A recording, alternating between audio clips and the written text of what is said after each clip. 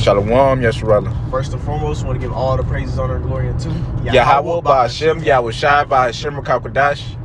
Double honors to the apostles and others, great millstone, who brew and teach well, Wa Barakathon, unto the hopeful elect. Alright, now today through the Spirit, I have the brother Gadal here. Shalom. We're part of the GMS Dallas branch, and we're going to be going into covetousness, man. And that's what this world pushes. This world pushes a spirit of covetousness, and that's a demon. Mm-hmm. You not being satisfied with whatever the Lord gave you. That's what by means of social media, by ways of commercials, everything. It's a covetous spirit that goes out in this world, and we're not to be a part of this world. You see, we can't let this world corrupt our minds. But that's one of the things that this world pushes. Is one of the big demons Esau tries to put on us is a spirit of covetousness, and that's the whole setup of social media and where everything is set up. It makes you not even think. You know what I'm saying? You're not even satisfied with what you got. God. And that's basically what we want to go into real quick on this video. You get that Ephesians 6 chapter, Baba Shah? God, this is Ephesians chapter 6 and verse 11. It says, "Put on the whole armor of the Most High, that ye may be able to stand against the wiles of the devil." Yeah, put on the whole armor. The whole armor goes to the shield of faith, the word, which is the sword. You see, the breastplate of righteousness. Then you had a helmet of salvation. Those are the ways you're gonna be able to withstand all these different things Esau's throwing at us. Mm-hmm. And one of the things he's throwing, he wants you to be covetous. He wants you to not be satisfied with what the position the Lord put you in, whether that be in the world, and also it goes into the truth as well, because that demon will hop on you in the truth. Okay. You may be desirous of what another brother in the faith has, man. But at the end of the day, as me and the brother was talking about earlier, the Lord gave brothers different lots for a reason. For example, that's why you had those men that tried to cast out demons. They said in the name of, they basically tried to cast out demons in the name of I believe it was Paul. And the God that Paul worshipped, they tried to cast demons out, and the demons said, "We know you not." And they basically went inside of them and F those dudes up. But they were trying to have a lot that wasn't given unto them. They wanted another man's portion. That's not how the Lord is not dealing with that type of spirit, a covetous spirit. That's how Esau is. He's never satisfied with his own portion. You see, he always wants what somebody else got, and that's why it's never no peace with him. God, it made me think about the 5 talents. All right. That 5 in the scriptures, that 5 talent is just as important as the one that had that 1 talent. All right, because everybody got their role to play. Like the Lord gave you that portion for a reason. All right, because He wanted you to play a certain role. All right, because if it was up to us to pick our roles, everybody be King David, right? As you already see going on, everybody wouldn't be King David. But no, it's order to it. Everybody, just like your body, bro. All right, your hands got to do specific things, as well as your feet got to do specific things.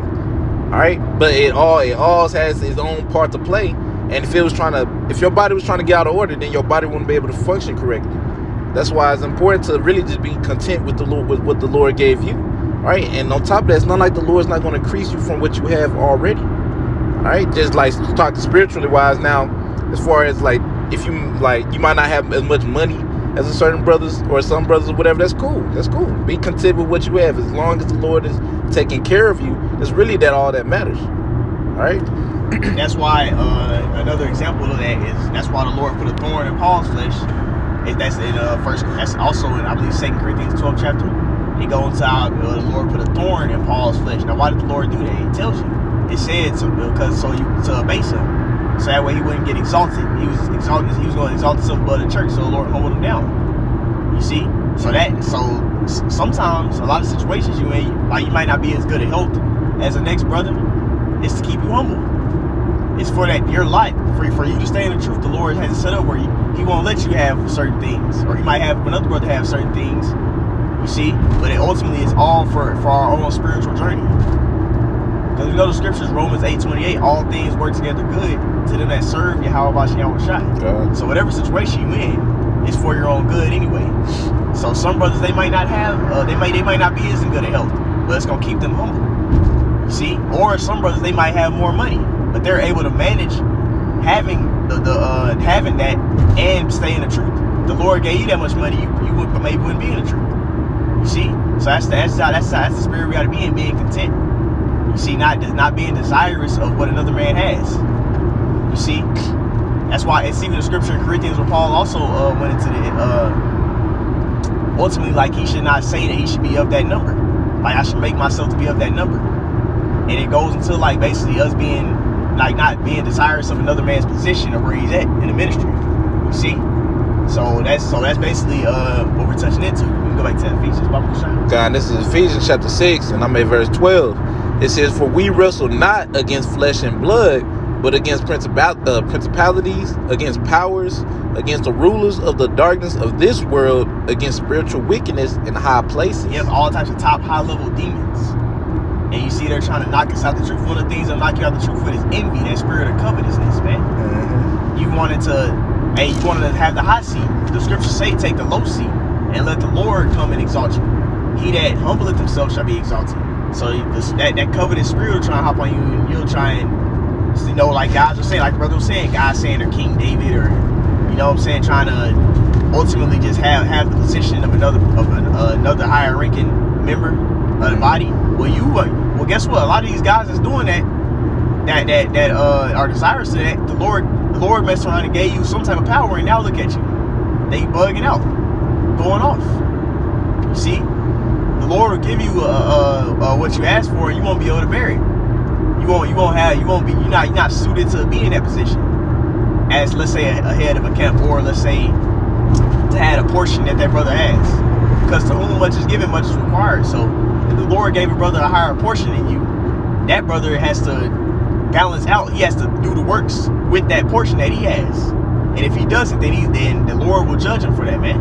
So you might think you want to have a position that the brother might have as much wisdom, knowledge, and understanding, but you got to realize that with that he has to spew all that out. You see? Yep. He has that responsibility of bringing out more videos or doing more stuff because he has a higher portion, you know what I'm saying? So whatever portion the Lord gave you, you got to be able to handle that. Because you don't want to bite off more than you can chew. But the point of the video is not being covetous. That type of spirit is being pushed out on his body. Esau has all types of high-level demons into the way his world and society is ran. So it tries to make you be covetous. Like, you'll see all these fancy-ass, flashy cars, all these different women the other man have, and all this stuff, and it's like a slap in the face. Like, yeah, you ain't got that. That type of spirit is what Esau pushes out. The way social media is set up. Yeah. It'll make you think your life is just trash and it sucks, and you won't even be satisfied with what the Lord gave you. You see? So we got to be aware of that spirit. That's one of those demons that Esau is pushing out. Now, Baba Kashaf, if you can grab that Exodus. God, we can get that. God, this is Exodus chapter 20 and verse 17. It says, "Thou shalt not covet thy neighbor's house, thou shalt not covet thy neighbor's wife, nor his manservant, nor his maidservant, nor his ox, nor his ass, nor anything that is thy neighbor's." That is thy neighbor's. Thy neighbor is the ones of your fellow fold, which is fellow Israelites. All right, but that's in the law. The Lord actually has a law that we're not supposed to be covetous, but that spirit is being pushed out on us heavy, so we got to be aware of it, man. You see, wanting to have another brother's position, wanting to, you know, covet means to lust after. Like you lusting after another brother's house or woman or money, whatever the case may be. You got to be aware of that spirit and be satisfied with what the Lord gave you. Mm-hmm. You see? And ultimately understand that it's for your own good, the position that you're in. Because whatever position you're in, you're able to stay in the truth and keep serving the Lord in that position. That's why the Lord put it to you. Yeah. And then guess what? And also we got to realize that all these situations we in is temporary. So the Lord will sometimes have you in a temporary moment of where you like having a jacked up situation, but eventually he'll make it end and he'll make your situation better. You see? But that's just what your lot is. So we gotta be satisfied with our own life and maximize our own life, not try and maximize another brother's. You see, be content. Now we can get that Philippians about what you're trying. God, this is Philippians chapter 4 and verse 11. It says, "Now that I speak in respect of one, for I have learned in whatsoever state I am, therewith to be content." So whatsoever, Paul had all types of experiences. Baba Kashaf, real quick, let's go 1 Corinthians 11 and like 25. Because Paul has been through all types of experiences. He has the he can speak on, you know what I'm saying, being abased or going through different things, because he did in his walk in the ministry. You read about that in the book of Acts, like later on in the book of Acts, all the stuff he been through. Going to the book of Corinthians, he speaks about it. In Timothy, you see Paul speaks to these letters to these churches on the things that he dealt with. Philippians, all right. So he's one that can speak that way. But he said, be content to be satisfied regardless. You see, you shouldn't be in the spirit of being covetous, like wanting. You see, like, let's say somebody in a better position than you want them to be in their position. No, you got to be satisfied and be content. You got it, brother. God, you said 1 Corinthians? Yeah. You might be Okay. 2 Corinthians. What is it saying? Oh, I'm looking at 2 right now. It said, thrice was I beaten. Yep. Okay, I figured it was that one. Yep. 2 Corinthians chapter 11, verse 25. It says, thrice was I beaten with rods. Once was I stoned. Thrice I suffered shipwreck. A night and a day I have been in the deep.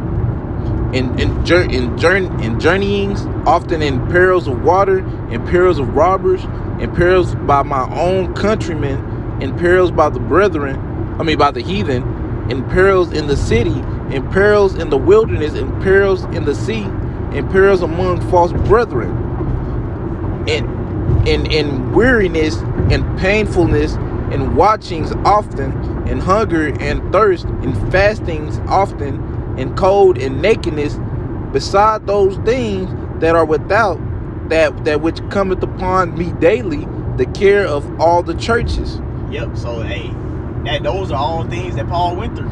Yeah. See, so he was able to speak about being abased. That's why I wanted to grab real quick that example. He went into all the things that he felt with being stoned to death, having to deal with all the churches. These are things he had to deal with. You see? So he can speak on being abased, man, being in a low position. But he said when you're in these positions, when you're in them lower points, or in a point where, you know, you'll want to be in you will be like, man, I don't want to be in my shoes. You got to be content. You see, and not covet, because we're going to be brought low in our walk. The Lord is doing that to build us up.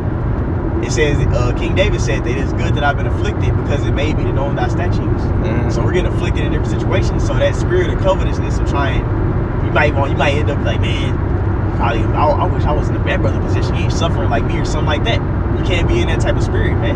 Yeah. Speaking of myself first and foremost, you got to be content. Now we can continue on about this shot. God, this is Philippians chapter 4, we at verse 12. It says, I know both how to be abased, and I know how to abound. Everywhere and in all things I am instructed, both to be full and to be hungry, both to abound and to suffer need. Yep. He knows how to be in whatever position the Lord puts him in. You see, that's how that spirit we got to be in. And this world tries to make you, you know what I'm saying, be in that covetous spirit. You lusting after somebody that's in the world, oh, he ain't suffering as much as I am, or something like that. Nah, man. We can't let this world corrupt us like that. Be content. In other words, really just be content with the manna, which is what the Lord given you already. Truth. All right, yeah, the truth. All right, now when you begin to covet after everyone else, you're basically asking for that quail, as we did back in the wilderness, right? Asking for that, basically that quail. And if the Lord gives you that quail, which is something that you wanted, right, it's going to destroy you. All right, Lord will give it to you just for you to destroy your own self. So it's really important to be content with the manna, which is the truth, which is what the Lord has given you already. All right, as long as you have this wisdom and knowledge and understanding, the long as you're able to say, you're able to call upon them names in truth and sincerity, man. Hey, man, be content. All right, it's easier said than done. Don't get me wrong, but I mean, what else you gonna do? Like you said, you're gonna covet after someone else. You're just gonna make the Lord mad doing that. All right, there's nothing wrong with wanting more wisdom, more knowledge, more understanding, but don't go in it. Don't go in it in a sense of like, I want to be like that brother. All right. Because there's nothing wrong with asking, oh, Baba Shah, can you increase me in wisdom, knowledge, understanding, whatever it is. But you shouldn't be wanting to be, Lord, make me like that, brother. You know? Yeah, don't lust after another man's portion. Because you just might not be able to bear it. Yeah, Lord, give it to you, which is really would be quail in your sense. I'm like, yeah, you wanted it, here you go. This is all the things he had to go through. And the Lord made him in that way to where he's able to go through it. That's why it's his walk. That's why everybody got their own individual walk. All right, some similar, but none the exact same. All right, God, but next precept. God, we can give all right, cover the prophesy. This is 1 Corinthians chapter 14 and verse 39. It says, wherefore, brethren, covet to prophesy. Desire to do this work. Yeah. Desire to serve the Lord. That's what we got to desire. What does prophesy mean? To see, to be a seer. Also, you can say the word preach, to publish or proclaim this message. That's what we got to covet to do. You see? That's what we got to set our mind, be desirous of. Not desirous to trying to do other things. Yeah. Like have another brother's portion, all that different stuff. Nah, man. This world pushes that. We're not in the world no more. That's the last one. It says, and forbid not to speak with tongues. But that was it on that. Yep. What else we got? We got Romans carnally minded. If you want that still. Yep. We'll end off with that. All right. This is Romans chapter 8 and verse 5. It says, hold on. It says, for they that are after the flesh do the mind the things of the flesh, but they that are after the spirit the things of the spirit. Yep. Those that are of the spirit mind the things of the spirit. You see, that's what we got to be, desirous of the spiritual things. That's what coveting the prophesy means. That's part of coveting the prophesy. You desiring to be in the spirit, to serve the Lord. All right. But those things as carnal is like having more money, more riches, things on this side. You see, that don't matter. That's temporary anyway. Yeah, things that's gonna get burnt up here. Oh yeah. You know, especially with the times we're in, we should, be praying for much as we can for spiritual gifts, for the Lord to make us ready for what we finna about to get it go through. All right, which is the time of Jacob trouble, which is gonna be a time never before seen. All right, as I was saying earlier, man, it's nothing wrong with pretty much asking for basically the spiritual things. Really, that's what the Lord wants you to ask. He wants you to ask for the spiritual things, not these carnal things, not these things of this world. All right, because it's temporary. If anything, the only thing we really should ask is honestly just for us to get our daily bread, just to make it through the day, every day. All right, because that's all we really need. Because our job is to serve the Lord and keep His commandments. All right, so if we're doing that, then we really should be content. And that also, being spiritually minded, it shows you understand that it's temporary. Yep. You see, you don't look at this stuff as the end all be all. Lord, just trying me out. You're in the spiritual mind. You're not in the carnal mind. Oh, dang, I'm going through this, I'm going through that. This situation happening. You're looking at it as in the sense of okay, the Lord is trying me out. He's building me up. He's testing out my faith. That's how you be spiritually minded. You can go ahead and continue on. God, verse 6, it says, for to be carnally minded is death, but to be spiritually minded is life and peace. Your mind is after the life, Yahweh Shai, the peace, the gospel, the doctrine. But carnal mind is death. All these mortal thoughts, death thoughts, fleshly thoughts, temporary thoughts. You got it. God, verse 7 says, because the carnal mind is enmity against Yahweh Shai, for it is not subject to the law of Yahweh Shai, neither indeed can be. And that's why we got to walk in the spirit, because we're in this flesh. So we don't always be in that spiritual mind, because we're in this damn flesh. We fall short. That's why Paul said in Romans 7, the things that I would do, I do not. However, we got to battle this. We got to battle this flesh, man. And part of this battling this flesh is like we're going into this video. We got to be ultimately stay satisfied with this truth. We're serving the Lord. And regardless of what position the Lord put us in, we got to still keep serving Him and be content. And not and getting that covetous spirit which the world is pushing on us, man. You see? That's really all the point I had on that. God, yeah. Anything else? Nah, that was it, bro. Yep. Well, hey, Lord willing, this was edifying. We like to end it off by saying, call Allah. Yahweh by Hashem, Yahweh Shai by Hashem, Rakakadash. Double honor city, opposite others, great millstone, and root and teach well. Until next time, call me Master Shalom. Shalom.